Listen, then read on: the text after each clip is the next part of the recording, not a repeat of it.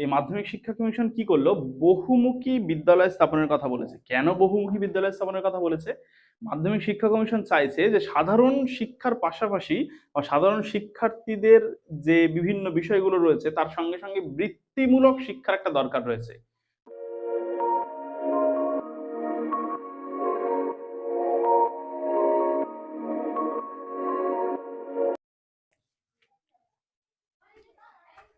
Hi everyone, welcome to education ওয়ালা। আমি আজহারউদ্দিন হালদার তোমাদের সঙ্গে রয়েছি আর একটা নতুন ভিডিওতে সবাইকে স্বাগত জানাই। আজকে প্রধানত আমাদের আলোচ্য বিষয় হচ্ছে মাধ্যমিক শিক্ষা কমিশন বা মুদালিয়ার কমিশন বা যেটা আমরা বলছি সেকেন্ডারি এডুকেশন কমিশন। দেখো, ভারতবর্ষ যখন স্বাধীন হয়েছে তার প্রথম যে শিক্ষা কমিশন সেটা কি রাধাকৃষ্ণন কমিশন সম্পর্কে আমরা সবাই জেনেছি। এবার আমরা জানবো কি মাধ্যমিক শিক্ষা কমিশন সম্পর্কে। তার আগে আমাদের চ্যানেলে যারা নতুন, চ্যানেল সাবস্ক্রাইব করে দাও, পাশে থাকা বেল আইকনটা প্রেস করে দাও যাতে আমাদের সমস্ত ভিডিওর আপডেট তোমাদের কাছে পৌঁছে যায়। যারা এখনো রাধাকৃষ্ণন কমিশন সম্পর্কিত আমাদের ভিডিওটা দেখোনি, তার ডেসক্রিপশনটা তার লিঙ্কটা আমরা ডেসক্রিপশনে দিয়ে রাখছি। তোমরা চটপট করে সেখান থেকে ভিডিওটা খুব ভালো করে দেখে নাও। সেই সংক্রান্ত প্রায় 60টার মতো প্রশ্ন আমরা তোমাদের জন্য আপলোড করেছি। শ্রুতি একটা সিরিজ আপলোড করেছি যেটা তোমরা শুনে শুনে মুখস্থ করতে পারবে। এই সমস্ত বিষয়গুলো করা রয়েছে, সেগুলো তোমরা দেখে নাও। ক্লাস 12 এর আলাদা যে এডুকেশনের প্লেলিস্ট রয়েছে সেখানে সমস্ত ভিডিওগুলো প্রোভাইড করা রয়েছে। সিলেবাসটাও খুব ভালো করে বুঝে নেবে। আমরা প্রধানত কি করব, প্রত্যেকটা টপিক সুন্দরভাবে তোমাদের সামনে আলোচনা করার চেষ্টা করব। তারপর সেখান থেকে যে সমস্ত গুরুত্বপূর্ণ প্রশ্ন রয়েছে সেগুলো আমরা তোমাদেরকে দিয়ে দেওয়ার চেষ্টা করব। এইভাবে আমাদের চলতেই থাকবে। যারা আমাদের কাছে অনলাইন এবং অফলাইনে পড়তে চাও তারা চটপট করে যোগাযোগ করো। আমাদের স্ক্রিনেও আমাদের ফোন নম্বর বা হোয়াটসঅ্যাপ নম্বর পেয়ে যাচ্ছ, ডেসক্রিপশনেও আমাদের হোয়াটসঅ্যাপ নম্বর এবং ফোন নম্বর থাকছে, সেখান থেকে তোমরা যোগাযোগ করে নিয়ে এখানে চটপট করে অ্যাডমিশন নিয়ে নাও। আমরা খুব ভালো করে পড়াশোনা করবো। থার্ড সেমিস্টারে আমরা পেতে চাইছি কত? 40-এ 40, 40 আউট অফ 40। আগের বছরে আমাদের হাই স্কোর কত? 39। সেটাকে টপকাতে হবে তোমাদের, 40-এ 40 পেতে হবে। খুব খুব খুব খুব করে আমরা একসঙ্গে চেষ্টা করব, ট্রাই করব, অনেক বেশি করে আমরা ট্রাই করব, যাতে আমরা কি করতে পারি, একদম পুরোপুরি নম্বরটা পেতে পারি। ঠিক আছে, তাহলে আর কথা বলবো না, সরাসরি চলে যাব আজকের আমাদের আলোচনায়। তোমরা কিন্তু ভিডিওটা অনেক অনেক বেশি করে শেয়ার করে দেবে। আর যার যেখানে সমস্যা থাকছে আমাদের অবশ্যই করে কমেন্টে জানাবে। ঠিক আছে, চলো তাহলে আমাদের মাধ্যমিক শিক্ষা কমিশন বা মুদালিয়ার কমিশন রয়েছে এটা সম্পর্কে একটুখানি জেনে নিই আমরা। দেখো, আমাদের যখন রাধাকৃষ্ণন কমিশন তৈরি করা হয়েছে তখন কিন্তু রাধাকৃষ্ণন কমিশনে উল্লেখ করা হয়েছে, কি উল্লেখ করা হয়েছে? যে our secondary education remains the weakest point বা weakest link in our educational machinery. ঠিক আছে, আর তার সঙ্গে কি বলা হয়েছে? And it needs urgent reforms. বলা হচ্ছে আমাদের যে শিক্ষা ব্যবস্থা, আমাদের সেই এডুকেশনাল মেশিনারিতে সবচেয়ে দুর্বলতম অংশ হচ্ছে মাধ্যমিক শিক্ষা। এই মাধ্যমিক শিক্ষাটাকে দ্রুত পরিবর্তন করতে হবে বা দ্রুত এর হচ্ছে যে ওই দুর্বলতম জায়গাটাকে স্ট্রং তৈরি করতে হবে, বা যা যা সমস্যা রয়েছে সেগুলোর সমাধান করতে হবে। এটা রাধাকৃষ্ণন কমিশনে বলা হলো। আর একটা দুটো পুরোনো দিনের প্রেক্ষাপট আমরা জেনে নেব। 1882 সালে তোমরা সবাই পড়েছো, আগে হান্টার কমিশন গঠন করা হয়েছিল এই মাধ্যমিক শিক্ষার পুনরুজ্জীবনের জন্য। ইংরেজ আমলে ওটা হয়েছে, স্বাধীনতার আগে। এবার স্বাধীন যে আমরা হয়ে গেলাম তখন কি করা হলো? রাধাকৃষ্ণন কমিশন গঠন করা হলো। আর একটা কমিটি তৈরি করা হয়েছে, সেটা হচ্ছে তারাচাঁদ কমিটি। তোমরা দেখেছিলে রাধাকৃষ্ণন কমিশনের অন্যতম একজন সদস্য ছিলেন ডক্টর তারাচাঁদ। তার নেতৃত্বে প্রাথমিক শিক্ষার উন্নয়নের জন্য একটা কমিটি তৈরি করা হলো, যেটা হচ্ছে তারাচাঁদ কমিটি। এই তারাচাঁদ কমিটিতেও বলা হয়েছে যে মাধ্যমিক শিক্ষার পুনর্গঠন প্রয়োজন এবং তারা অনেকগুলো সুপারিশ সরকারকে করেছে। এমতো অবস্থায় সরকার ঠিকঠাক করে একটা নতুন কমিশন তৈরি করলো, যেটা হচ্ছে মাধ্যমিক শিক্ষা কমিশন। এই মাধ্যমিক শিক্ষা কমিশন, তার নেতৃত্ব হলো ডক্টর লক্ষণ স্বামী মুদালিয়ার। আমাদের রাধাকৃষ্ণন কমিশনের অন্যতম একজন সদস্য সেই ডক্টর লক্ষণ স্বামী মুদালিয়ার তৎকালীন তিনি মাদ্রাজ যে ইউনিভার্সিটি রয়েছে তার উপাচার্য ছিলেন। তিনি বিখ্যাত একজন শল্য চিকিৎসক ছিলেন। তিনি WHO যেটা রয়েছে ওয়ার্ল্ড হেলথ অর্গানাইজেশন, সেখানকার কিন্তু সভাপতি হয়েছিলেন বা চেয়ারম্যান নিযুক্ত হয়েছিলেন। পরবর্তীকালে বিশ্ব যে আমাদের স্বাস্থ্য সম্মেলন রয়েছে সেখানেও তিনি সভাপতিত্ব করেছেন। অষ্টম বিশ্বের যে সম্মেলন সেখানকার তিনি সভাপতি হয়েছেন। মানে বিশ্ববিখ্যাত একজন পণ্ডিত মানুষ, শিক্ষাবিদ এবং হচ্ছে আমাদের একজন চিকিৎসক। তার নেতৃত্বে গঠন করা হলো মাধ্যমিক শিক্ষা কমিশন। ওই জন্য এই শিক্ষা কমিশনটা বহুল পরিচিত কি নামে? মুদালিয়ার কমিশন নামে পরিচিত। ক্লিয়ার হলো সবাই? এবার এখান থেকে প্রত্যেকটা জায়গায় আমাদের পুঙ্খানুপুঙ্খ জানতে হবে, কারণ আমাদের MCQ নির্ভর পরীক্ষা। তোমরা ক্লাস 12 এর থার্ড সেমিস্টার যারা দিচ্ছ তারা ছাড়াও এটা কাদের কাদের কাজে লাগবে? যারা মনে করো SSC পরীক্ষা দেবে, আপার প্রাইমারি দেবে, যে কোনো টিচিং এডুকেশনে যারা রয়েছে, টিচার এডুকেশনের ক্ষেত্রে রয়েছে, বিএড ডিএলএড এর ক্ষেত্রে রয়েছে, UGC নেট তোমরা যারা দেবে, সবার জন্য কাজে লাগবে। একটা সুবিধা হলো এখান থেকে আমরা MCQ প্রশ্ন পাচ্ছি। এই যে সমস্ত পরীক্ষার কথা আমি তোমাদেরকে বললাম, সিটেট বলো, রাজ্য টেট বলো, নেট বলো, বিএড এর পরীক্ষা, ডিএলএড এর পরীক্ষা, বিভিন্ন জায়গায় MCQ থেকে প্রশ্ন আসে এবং ডেসক্রিপটিভ টাইপের প্রশ্ন আসে বিএড ডিএলএড এর ক্ষেত্রে। আমরা পুরো বিষয়টা বুঝে নিচ্ছি। নেওয়ার পরে এর পরের পার্টে তোমাদের জন্য আমি শর্ট প্রশ্নের সিরিজ নিয়ে চলে আসবো, সেখান থেকে তোমরা দেখে নেবে ভালো করে। নিলে আশা করছি পুরো বিষয়টা তোমাদের একদম তৈরি হয়ে যাবে। চলো একটু ক্লাসটা বড় হবে, আমরা ভালো করে বুঝে নেওয়ার চেষ্টা করি। তাহলে আমাদের এই কমিশন গঠন করা হয়েছিল কবে? 23শে সেপ্টেম্বর 1952 সালে। এই সেপ্টেম্বর মাসের একদম শেষের দিকে তৈরি হয়েছে। অগাস্ট মাস থেকে শুরু করে পরের বছরের অগাস্ট পর্যন্ত এই কমিশন চারিদিকে আমাদের মাধ্যমিক শিক্ষাটা খুঁটিয়ে দেখেছে। দেখার পর তার একটা রিপোর্ট তৈরি করেছে। সেই রিপোর্টটা সরকারের কাছে পেশ করেছে 29শে আগস্ট 1953 সালে। এখানে পৃষ্ঠা সংখ্যা কত ছিল? 311টি পৃষ্ঠা ছিল। আর যে অধ্যায় সংখ্যা ছিল বা চ্যাপ্টার সংখ্যা ছিল 16টি আমাদের অধ্যায় ছিল। আর এই 9 জন সদস্য ছিল এই কমিশনে। তার মধ্যে আমাদের হচ্ছে 7 জন ভারতীয় সদস্য আর 2 জন হচ্ছে বিদেশি সদস্য। তাহলে আমাদের ভারতীয় সদস্য কতজন? 7 জন, আর বিদেশি সদস্য কিন্তু আমাদের ছিলেন 2 জন। এই হচ্ছে আমাদের মাধ্যমিক শিক্ষা কমিশন। আরো একবার আমি রিপিট করছি, ডক্টর লক্ষণ স্বামী মুদলিয়ারের নেতৃত্বে একটা কমিশন তৈরি করা হলো, যেটা মাধ্যমিক শিক্ষার পুনরুজ্জীবনের ক্ষেত্রে কাজে লাগবে। ঠিক আছে, সেই কমিশনের কিন্তু তোমার যারা সদস্য ছিলেন তার মধ্যে 7 জন ছিলেন ভারতীয় সদস্য আর 2 জন ছিলেন বিদেশি সদস্য। তারা অনেক পর্যালোচনা করেছে, আমার 52 সালের আগস্ট মাস থেকে শুরু করে 53 সালের সেপ্টেম্বর পর্যন্ত পুরোপুরি আলোচনা করে তারা কি আর রিপোর্ট সরকারকে পেশ করেছে 29 আগস্ট 1953 সালে। এই হচ্ছে মাধ্যমিক শিক্ষা কমিশন। এবার আমরা দেখে নেব এই কমিশনের কারা কারা সদস্য ছিলেন এবং তাদের সম্পর্কে একটুখানি আমরা বিস্তারিত জেনে নেওয়ার চেষ্টা করব। ঠিক আছে, চল তাহলে আমাদের যে মাধ্যমিক শিক্ষা কমিশন বা মুদলিয়ার কমিশনের সদস্য কারা কারা রয়েছেন সেটা যদি আমরা একটু ভালোভাবে দেখে নেওয়ার চেষ্টা করি। প্রথমেই কিন্তু রয়েছেন আমাদের লক্ষণ স্বামী মুদলিয়ার, তিনি হচ্ছেন আমাদের সভাপতি। তার নাম অনুসারে কিন্তু আমাদের হয়েছে এই যে কমিশন, সেটার নাম হয়েছে মুদলিয়ার কমিশন। ঠিক আছে, আমাদের মাধ্যমিক শিক্ষা কমিশন বা সেকেন্ডারি এডুকেশন কমিশনের সভাপতির নাম তাহলে কি? ডক্টর লক্ষণ স্বামী মুদলিয়ার। সবাইকে বিষয়টা ভীষণ ভালোভাবে মনে রাখতে হবে যে মাধ্যমিক শিক্ষা কমিশনের অপর নাম কি, তখন আমরা চটপট করে টিক মেরে দেবো কোথায়? মুদলিয়ার কমিশনে। কারণ কি? ডক্টর লক্ষণ স্বামী মুদলিয়ারের নেতৃত্বে এই কমিশনটা কিন্তু হয়েছে। ডক্টর লক্ষণ স্বামী মুদলিয়ার কে ছিলেন? প্রথমেই আমরা বলেছি লক্ষণ স্বামী মুদলিয়ার কে ছিলেন?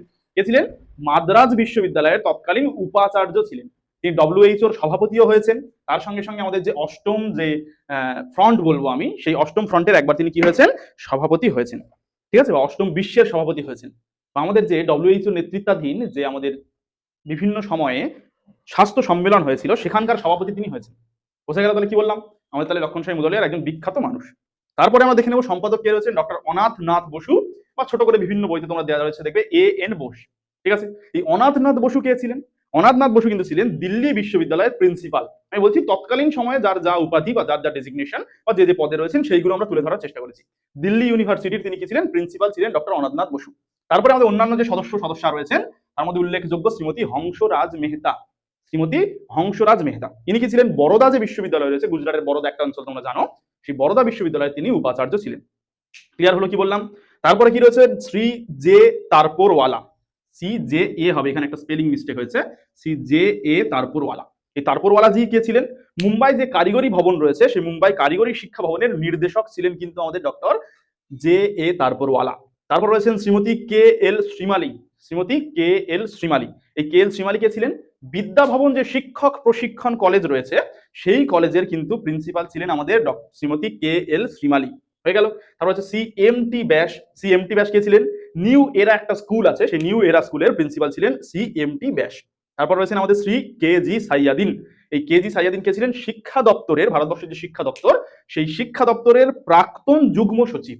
তখন তিনি প্রাক্তন হয়ে গেছেন। এই যে আমার মাধ্যমিক শিক্ষা কমিশন বা সেকেন্ডারি এডুকেশন কমিশন যখন গঠন হয়েছে তখন কিন্তু তিনি ছিলেন শিক্ষা দপ্তরের প্রাক্তন যুগ্ম সচিব। এইবার আমাদের যে মাধ্যমিক শিক্ষা কমিশন বা সেকেন্ডারি এডুকেশন কমিশন, সেইখানে 2 জন বিদেশি সদস্য ছিলেন। তারা কারা কারা ছিলেন? জন ক্রিস্টি ছিলেন ইংল্যান্ড থেকে। ইংল্যান্ডের যে একটা কলেজ রয়েছে জেসাস কলেজ, সেই জেসাস কলেজের প্রিন্সিপাল ছিলেন জন ক্রিস্টি। তারপর রয়েছেন আমাদেরকে কিনেথ রাস্ট উইলিয়াম, বা যেটা ছোট করে দেওয়া রয়েছে বিভিন্ন জায়গায় কে আর উইলিয়াম। এই কিনেথ রাস্ট উইলিয়াম কিন্তু ছিলেন যে আমেরিকার একটা দক্ষিণ আঞ্চলিক শিক্ষা বোর্ড রয়েছে, বা ইউএসএ, ইউনাইটেড যে আমাদের স্টেট রয়েছে, ইউনাইটেড স্টেট অফ আমেরিকা, তার দক্ষিণ যে শিক্ষার আঞ্চলিক বোর্ড বা দক্ষিণ আঞ্চলিক বোর্ড, দক্ষিণ শিক্ষার আঞ্চলিক বোর্ড আমি বলবো, সেখানকার কিন্তু ছিলেন সহযোগী নির্দেশক। এই 9 জন শিক্ষাবিদ দ্বারা গঠন করা হয়েছিল আমাদের কিন্তু মাধ্যমিক শিক্ষা কমিশন বা সেকেন্ডারি এডুকেশন কমিশন। নিশ্চয়ই তোমরা বুঝতে পেরেছো সদস্যরা আছে, এই সদস্যদের কি কি উপাধি ছিল বা তা কোথায় কোথায় ছিলেন সেগুলো জানতে হবে। এইগুলোর মধ্যে সবচেয়ে মোস্ট যেটা ইম্পর্টেন্ট জিনিস বা তোমাদের যেগুলো বিশেষ করে মনে রাখতে হবে, আমাদের সভাপতি সম্পাদকের নাম শিওর মনে রাখছো, তার সঙ্গে 2 জন বিদেশি সদস্যের নাম কিন্তু তোমাদের মনে রাখতেই হচ্ছে। আর বাকি 5টা চাইলে অবশ্যই আমি বলবো সবকটাই তোমাদের মনে রাখতে হবে। রাধাকৃষ্ণন কমিশন কিন্তু আমাদের তৈরি হয়েছিল কজন সদস্য দ্বারা? 10 জন সদস্য দ্বারা। আর আমরা মুদলিয়ার কমিশন বা মাধ্যমিক শিক্ষা কমিশন দেখছি এখানে কতজন সদস্য রয়েছে? আমাদের রয়েছে 9 জন সদস্য। এইবার এই যে শিক্ষা কমিশন, এই সদস্যগুলো সবাই মিলে কি করেছে? ভারতীয় যে মাধ্যমিক শিক্ষা ব্যবস্থা সেটার পর্যালোচনা করেছে 1 বছর যাবত। তো সেখানে তারা দেখলো যে প্রথমে ঠিক করে নিল যে মাধ্যমিক শিক্ষার যে আমরা নিয়ে আলোচনা করব বা রিপোর্ট পেশ করবো বা সরকারের কিছু সুপারিশ করব, সেক্ষেত্রে বিচার্য বিষয়গুলো কি কি হবে, কোন কোন বিষয় বিচার করা হয় মাধ্যমিক শিক্ষাকে, সেটা আমরা একটুখানি দেখে নেওয়ার চেষ্টা করবো। চলো, যে মাধ্যমিক শিক্ষা কমিশন রয়েছে তাদের বিচার্য বিষয়গুলো তাহলে আমরা একটুখানি দেখে নিই কোন কোন বিষয় তারা বিচার করতে চেয়েছে। তার জন্য প্রথমে কিন্তু তারা চেয়েছে মাধ্যমিক শিক্ষার লক্ষ্য নির্ধারণের ক্ষেত্রে। প্রথমে যে কোনো শিক্ষার ক্ষেত্রে আমাদের কি করতে হবে? তার লক্ষ্যটা নির্ধারণ করতেই হবে। আমরা কি করতে চাইছি মাধ্যমিক শিক্ষাটা, বিশেষ করে এই সময় আমাদের প্রয়োজন, ভারতবর্ষ যখন নবগঠিত একটা দেশ, তাহলে আমাদের বৃত্তিমূলক লক্ষ্যের ক্ষেত্রে বেশি বেশি করে গুরুত্ব দেওয়া হবে। একটা বিষয় তোমাদেরকে বলে দিই যে মাধ্যমিক শিক্ষা কমিশন কিন্তু চেয়েছিল মাধ্যমিক শিক্ষাটা 6 বছরের হবে। একটা নিম্ন মাধ্যমিক ক্লাস 6, 7 আর 8 এই তিনটে ক্লাস মিলিয়ে হবে নিম্ন মাধ্যমিক, আর উচ্চ মাধ্যমিক হবে 9, 10 আর 11 এই তিনটে মিলিয়ে হবে উচ্চ মাধ্যমিক। তারা এই সুপারিশ করেছিল বা এই কাঠামোটা তারা রাখতে চেয়েছিল। পরবর্তীতে আমরা আলোচনা করব। তো সেখানে দেখবো আমরা মাধ্যমিক শিক্ষা কমিশন কিন্তু বারবার চাইছে বৃত্তিমূলক ব্যাপারটা শিক্ষার সঙ্গে অ্যাড করার জন্য। বিশেষ করে আমাদের গান্ধীজির যে চিন্তাভাবনা রয়েছে বুনিয়াদী শিক্ষা, সেইটার সঙ্গে একটা সমন্বয় সাধন করতে চেয়েছে। তো সেখানে মাধ্যমিক শিক্ষার লক্ষ্য তাহলে নির্ধারণ করতে হবে। তারপর হচ্ছে মাধ্যমিক শিক্ষার পুনর্গঠন। কি বললাম, রাধাকৃষ্ণন কমিশনে কি বলা হয়েছে, উইকেস্ট লিঙ্ক বলা হয়েছে মাধ্যমিক শিক্ষাকে বা সেকেন্ডারি এডুকেশনকে কি বলা হয়েছে, উইকেস্ট লিঙ্ক। এই উইকেস্ট লিঙ্কটাকে সারানোর জন্য বা দুর্বলতম দিকটাকে সবল করার জন্য কাজ করতে হবে। এই জন্য মাধ্যমিক শিক্ষার পুনর্গঠনটা আমাদের করতে হবে। তারপর যেটা রয়েছে পাঠ্যক্রমের পরিবর্তন। প্রচলিত যে পাঠ্যক্রম রয়েছে সেই পাঠ্যক্রমটা আমাদের পরিবর্তন করতে হবে। বিশেষ করে মাধ্যমিক শিক্ষার ভাষার ক্ষেত্রে যে ইংরেজি ভাষার যে প্রচলন রয়েছে, কারণ ইংরেজ আমলে আমরা যদি দেখি হান্টার কমিশন থেকে শুরু করে উডেড ডিসপ্যাচ থেকে শুরু করে মেকলে মিনিট থেকে শুরু করে সমস্ত ক্ষেত্রে চেষ্টা করা হয়েছে ইংরেজি ভাষাটাকে আমাদের উপর চাপিয়ে দেওয়ার, জোর করে পড়ানোর চেষ্টা করা হয়েছে। সেই পরিবর্তন সাধন করতে হবে। এবং যে পাঠ্যক্রমটা প্রচলিত রয়েছে সেই পাঠ্যক্রমটা পরিবর্তন করে আমাদের উপযোগী তৎকালীন সময়ের যে উপযোগী পাঠ্যক্রম এবং ভবিষ্যৎ গঠনের জন্য যে পাঠ্যক্রম সেটা আমাদেরকে তৈরি করতে হবে। তারপর কি বলা হচ্ছে, বিষয়গুলির পুনর্বিন্যাস। বিভিন্ন যে সাবজেক্ট রয়েছে আমাদের মাধ্যমিক লেভেলে সেগুলোকে সুন্দর করে রিফর্ম করতে হবে, সাজাতে হবে, সাজিয়ে আমাদের মাধ্যমিক শিক্ষার উপযোগী করে তুলতে হবে। পরবর্তী আমরা কি রেখেছি, বুনিয়াদী শিক্ষার সঙ্গে মাধ্যমিক শিক্ষার সমন্বয়। আমি আগেও বলেছি, বারবার করে চেষ্টা করা হচ্ছে যে আমরা বৃত্তিমূলক কিছু শিখি, আমাদের মধ্যে যাতে স্কিলগুলো ডেভেলপড হয়, তাহলেই কিন্তু এক একজন ব্যক্তির যদি স্কিল ডেভেলপড হয়ে যায় দেশ হিসেবে আমরা ডেভেলপ হতে পারবো। এই চেষ্টা করা হয়েছে, বুনিয়াদী শিক্ষার সঙ্গে সমন্বয় সাধন করার চেষ্টা করা হয়েছে। তারপর কি বলা হয়েছে, বিভিন্ন মাধ্যমিক বিদ্যালয়ের মধ্যে সম্পর্ক। তোমরা এখন থেকে থাকবে আমাদের আশপাশে যতগুলো স্কুল আছে সমস্ত স্কুলে স্যার ম্যাডামদের সঙ্গে একটা যোগাযোগ রয়েছে, তাদের কমিটির সঙ্গে কমিটির যোগাযোগ রয়েছে, বা বিভিন্ন সময় আমাদের এসআই যারা রয়েছেন, এসআই রয়েছে, তাদের অধীনে মিটিং ডাকা হয়। সেখানে প্রত্যেকটা স্কুলের কি কি বিষয়ে আমরা পরস্পর সহযোগিতা করতে পারি এইগুলো চেষ্টা করা হয়। বা পরবর্তীকালে আমাদের এখানে ভারতবর্ষে স্কুল গুচ্ছ তৈরি করা হয়েছিল, তো সেই জন্য বিভিন্ন মাধ্যমিক স্কুলের সঙ্গে সম্পর্ক স্থাপনের কথা বলা হয়েছে। আচ্ছা, পরবর্তীতে আমরা কি রেখেছি, প্রাথমিক ও মাধ্যমিক শিক্ষার মধ্যে সমন্বয়। প্রাথমিক লেভেলে আমরা যে পড়াশোনা করব সেইটার সঙ্গে যদি মাধ্যমিক শিক্ষার একটা লিঙ্ক যদি না থাকে, আমি ক্লাস 5 পর্যন্ত বাইরে থেকে পড়ে এলাম, 4 থেকে পড়ে এলাম, আসার পরে যদি হঠাৎ করে বিচ্ছিন্ন হয়ে যায় আমরা, তাহলে কিন্তু আমাদের ছেলেমেয়েরা সেখানে অ্যাডজাস্ট করতে পারবে না, অভিযোজনে অক্ষম হয়ে যাবে। এই জন্য কি করতে হবে, প্রাথমিক শিক্ষা আর মাধ্যমিক শিক্ষার মধ্যে একটা সমন্বয় সাধন করতে হবে। মোস্ট ইম্পর্টেন্টলি পরীক্ষা ব্যবস্থাটাকে রিফর্ম করতে হবে। বিশেষ করে যে আমাদের সাবজেক্ট রয়েছে সেই সাবজেক্টগুলোর পরিবর্তে কি করতে হবে, সর্বাত্মক যে মূল্যায়ন সেটা করতে হবে। সিআরসি বা কিউমুলেটিভ রেকর্ড কার্ডের প্রচলন করতে হবে। নিরবিচ্ছিন্ন মূল্যায়ন, সারা বছর ধরে আমরা সামগ্রিক মূল্যায়ন করবো, শুধু তার পড়াশোনা দেখবো না, তার সঙ্গে তার নাচ গান দেখবো, খেলাধুলা দেখবো, প্রত্যেকটা সাবজেক্টকে নিয়ে যেমন বিচার করবো তার সঙ্গে যাতে সেই ছাত্র বা ছাত্রীর সর্বাঙ্গীন বিকাশ সাধন হয় সেটার জন্য আমরা চেষ্টা করবো। তাহলে কি করতে হবে, আমাদের পরীক্ষা মূল্যায়ন ব্যবস্থা একটাই করতে হবে। শিক্ষক নিয়োগ সংক্রান্ত বিষয়টাও দেখতে হবে, যাতে আমরা পারদর্শিতা সম্পন্ন এবং উচ্চ মেধা সম্পন্ন, তার সঙ্গে সঙ্গে যাদের শিক্ষাদানের একটা জ্ঞান রয়েছে, পেডাগজিক্যাল নলেজ রয়েছে, সেই দিকে লক্ষ্য করে কিন্তু শিক্ষক নিয়োগ করতে হবে। তাহলে এই ছিল আমাদের কি মাধ্যমিক শিক্ষা কমিশনের যে বিচার্য বিষয়গুলো, মানে কোন কোন বিষয় তারা বিচার করবে সেগুলো। এবার আমরা দেখে নেবো যে আমাদের মাধ্যমিক শিক্ষা কমিশন প্রচলিত যে শিক্ষা ব্যবস্থা ছিল বা আমাদের প্রচলিত যে মাধ্যমিক শিক্ষা ব্যবস্থা ছিল তার যে ত্রুটিগুলো খুঁজে পেয়েছিল সেইটা একটুখানি আমরা দেখে নেবো। একটা ভুল খুঁজে পাওয়ার পরেই কিন্তু আমরা সেই ভুলটা সারাতে পারবো, তাই না? তো সেই জন্য আমরা এখন দেখে নেব যে মাধ্যমিক শিক্ষার যে ত্রুটিগুলো ছিল, অর্থাৎ সেই সময় যে মাধ্যমিক শিক্ষা রয়েছে বা সেকেন্ডারি এডুকেশনটা আমাদের ছিল তার যে সমস্ত ত্রুটিগুলো রয়েছে সেগুলো সম্পর্কে আমরা একটু দেখে নিই। প্রথমেই আমরা বলার চেষ্টা করেছি যে বাস্তব জীবনের সঙ্গে সম্পর্কহীন শিক্ষাটা এমন ভাবে প্রচলিত ছিল যে সেই শিক্ষাটা অর্জন করার পরে যেটার বাস্তব জীবনে আমরা কোনো সম্পর্ক দেখতে পাচ্ছি না, সেটা এখনকার শিক্ষা ব্যবস্থা কিন্তু রয়েছে। ভীষণভাবে আমি ব্যক্তিগতভাবে মনে করা হচ্ছে একটা কোনো স্টুডেন্ট, সে সায়েন্সের প্রতি তার কোনো আগ্রহ নেই, কোনো কিছু সে ভালোবাসে না সায়েন্সের সাবজেক্টগুলো। সেটা অনেকগুলো কারণে হতে পারে, ছোটবেলা থেকে হয়তো আমরা সহজ সরলভাবে তাকে সায়েন্সটা উপস্থাপন করতে পারিনি বা ভালোভাবে আমরা অঙ্কগুলো তাদেরকে করাতে পারিনি, সেটা বিভিন্ন কারণবশত হতে পারে, সায়েন্সের প্রতি তার ভালোবাসা নেই। আমি মনে করি তার জীবনে তুমি যদি অঙ্কের সূত্র একটা পড়াচ্ছ এ স্কোয়ার প্লাস বি স্কোয়ার, এই এ স্কোয়ার প্লাস বি স্কোয়ারের বাস্তব জীবনে কি কাজে লাগে এটা বলো তুমি। বাস্তব জীবনে কি কাজে লাগে? আমার স্কোয়ার প্লাস বি স্কোয়ার কি আমার মার বাজারে গেলে কাজে লাগবে, না আমার সম্পর্কে কোনো সমস্যা হয়েছে সেটা কাজে লাগবে? কোনো কাজে লাগবে? কোনো কাজে লাগবে না। এটা আমি ছোট একটা উদাহরণ দিয়ে বললাম। তাহলে শিক্ষাটা এমন হতে হবে যেটা আমার বাস্তব জীবনে কাজে লাগবে। তো সেই সময় যে শিক্ষা ব্যবস্থাটা প্রচলিত ছিল মাধ্যমিক শিক্ষা ব্যবস্থা, সেই মাধ্যমিক শিক্ষা ব্যবস্থা কি হচ্ছে, বাস্তব জীবনের সঙ্গে কোনো কিন্তু তার সম্পর্ক ছিল না। তার পাঠ্যক্রমটা একদম বৈচিত্র্যহীন পাঠ্যক্রম ছিল, সেই গতানুগতিক পড়াশোনার মতো একদম একঘেয়ে পাঠ্যক্রম, সেটা তারা ত্রুটিটা দেখতে পেয়েছে। তারপরে দেখতে পেয়েছে কি মাতৃভাষাকে অবহেলা। এটা ভীষণ ভীষণ ইম্পর্টেন্ট একটা পয়েন্ট, যেটা কিনা আমাদের হয়ে আসছে। কারণ আমাদের শিক্ষা ব্যবস্থাটা কাদের হাতে তৈরি করা ছিল? ইংরেজদের হাতে তৈরি করা। তারা বেশি বেশি করে আমাদের উপর ইংরেজি ভাষাটাকে জোর করে চাপিয়ে দিয়েছে। তো সেখানে আমাদের যে মাতৃভাষা রয়েছে তার অবহেলা করা হয়েছে, ইগনোরেন্স অফ মাদার টাং, এখানে আমরা উল্লেখযোগ্য একটা পয়েন্ট বলবো। তারপর যেটা হচ্ছে নিষ্প্রাণ শিক্ষণ পদ্ধতি, শুধুমাত্র ডেমনস্ট্রেশন পদ্ধতিতে বক্তৃতা দিয়ে যাচ্ছে শিক্ষকের মতো, আর ছাত্রছাত্রীরা শুনছে কি শুনছে না কোনো যায় আসে না, ক্লাসে ডিস্টার্ব হচ্ছে কি ঘুমাচ্ছে দেখা যাচ্ছে না, মানে অ্যাকচুয়াল বলতে চাইছি সেই শিক্ষা পদ্ধতি পড়াশোনা করতে ভালো লাগছে না, ছেলেমেয়েদের একঘেয়েমি লেগে যাচ্ছে। নিষ্প্রাণ শিক্ষা পদ্ধতি আমাদের তখন ছিল এটা। তারপর পয়েন্টে কি রয়েছে, ত্রুটিপূর্ণ পরীক্ষা পদ্ধতি। এই সময় পরীক্ষা পদ্ধতিটা ভীষণ ভীষণ ত্রুটিপূর্ণ ছিল। তো সেইগুলো তারা দেখতে পেয়েছে। বিদ্যালয়ের সংখ্যা খুব কম, খুব দূরে দূরে বিদ্যালয়। তোমরা নিশ্চয়ই তোমাদের বাড়ির বড়দের থেকে জেনে থাকবে যে বড় বড় এক একটা এলাকায়, মনে করো একটা থানা অঞ্চলে বা একটা ব্লকে একটা বিদ্যালয়, এরকম একটা অবস্থা। এখন তো দেখতে পাচ্ছ আমাদের একদম পুরো কাছাকাছি 1 কিলোমিটার 1.5 কিলোমিটার মধ্যে বিদ্যালয় সব রয়েছে। তারপর আমরা দেখে নেব অভিযোজনের ব্যর্থতা। ছেলেমেয়েরা যে বাস্তব জীবনে অভিযোজন ঘটাবে বা শিক্ষাক্ষেত্রে অভিযোজন ঘটাবে সেটা করতে পারছে না। মানে অ্যাকচুয়াল বলতে গেলে সেই শিক্ষাটা সময়ের অনুপযোগী শিক্ষা ছিল।